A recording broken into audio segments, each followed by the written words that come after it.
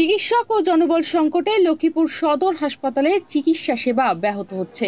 দীর্ঘদিন ধরে হাসপাতালটিতে চাহিদা অনুযায়ী চিকিৎসক, নার্স ও সহায়ক জনবল নেই। এই অবস্থায় প্রতিদিন শত শত রোগীর চিকিৎসা নিতে হিমশিম খাচ্ছে হাসপাতাল সংশ্লিষ্ট কর্তৃপক্ষ। বলছেন ১০০ শয্যার হাসপাতালে ভর্তি থাকছেন ৩ থেকে ৩৫০ রোগী।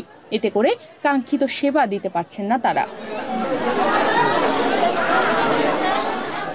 লক্ষ্মীপুর সদর উপজেলা সহ জেলার ৫টি উপজেলার প্রায় ১৮ লাখ মানুষের স্বাস্থ্যসেবার ভরসার জায়গা ১০০ শয্যার সদর হাসপাতাল। কাগজপত্রে ১০০ শয্যার হাসপাতাল হলেও বাস্তবে চলছে ৫০ শয্যার জনবল দিয়ে।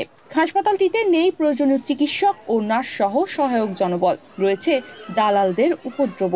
এতে করে কাঙ্ক্ষিত সেবা না পাওয়া সহ চরম ভোগান্তির শিকার হচ্ছেন রোগী ও স্বজনরা। রোগীদেরকে অনেক দালাল উত্তপ্ত করে এবং ডিস্টার্ব করে। এরা বিভিন্ন প্যাথোলজির সাথে তাদের সাথে সম্পর্ক আছে। যখন কোনো রোগী হাসপাতালে আসে তখন তারা তাদেরকে বিভিন্নভাবে বুঝিয়ে তাদেরকে ওই সমস্ত হাসপাতালে নিয়ে যায়, মানুষের থেকে টাকা আত্মসাৎ করে। এখনো টিকিট লইতে পারি না এবং ডাক্তারের সেন্টারে যাইতে পারি না, ডাক্তারের মেডিসিন ডাক্তারের কাছে। আমরা এখানে তো দাঁড়াইতে আঙ্গ অসুবিধা, রোগেরও কষ্ট পাইতেছি, কিন্তু দাঁড়াই আমরা কষ্ট পাইতেছি। আজকে সদরে ভর্তি আজকে 5 দিন, আমার তো এমনি নিঃশ্বাস নিতে কষ্ট হয়, সবসময় মানে সারা বছর ঠান্ডা লাগি থাকে। এখানে আজকে আমি এখনো কোনো বিছানা খালি না, বলা স্লিপে লেখা আছে বিছানা খালি নেই। এই জন্য আমরা কিছু বলতে না, আমরা গরিব মানুষ, আমার বাবা মা বলতে কেউ নেই।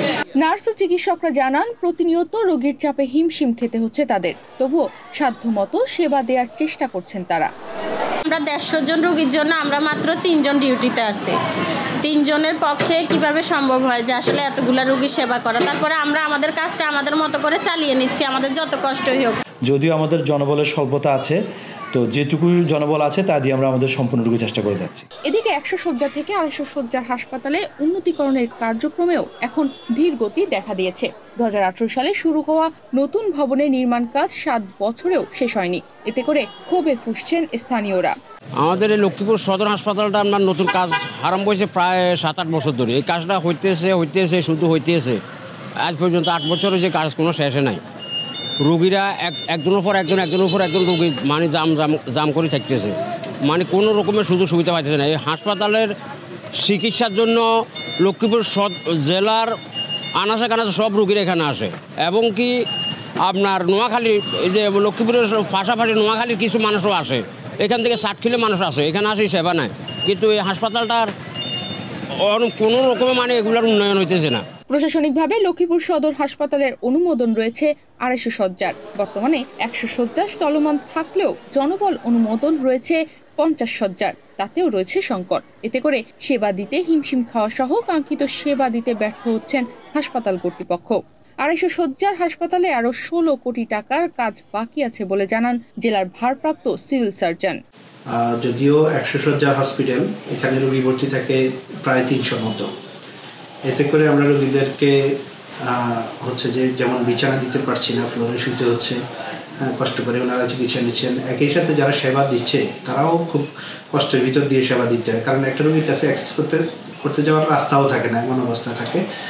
আর পাশাপাশি তো এটা তো ওভারবার্ডেন তো অবশ্যই, যেই সংখ্যক রোগীর বিপরীতে যে সংখ্যক চিকিৎসক বা অন্যান্য কর্মচারী থাকা উচিত সে অনুপাতে না থাকার কারণে রোগীদেরকে আসলে আমাদের কাঙ্ক্ষিত সেবা আমরা প্রোভাইড করতে পারছি না।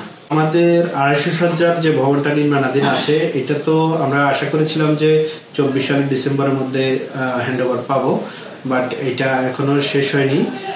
সর্বশেষ আমি যতটুকু পিডব্লিউডি মারফত জানতে পেরেছি যে এটাতে আরো কিছু কাজ বাকি আছে, প্রায় ১৬ কোটি টাকার কাজ এখন বাকি আছে। লক্ষ্মীপুর সদর উপজেলার প্রতিদিন ইনডোর ও আউটডোরে চিকিৎসা সেবা নিতে আসেন ৭০০ থেকে ৮০০ রোগী। ১৫৪ পদের মধ্যে চিকিৎসকদের ৮টি পদ সহ ৫৮টি পদই শূন্য রয়েছে।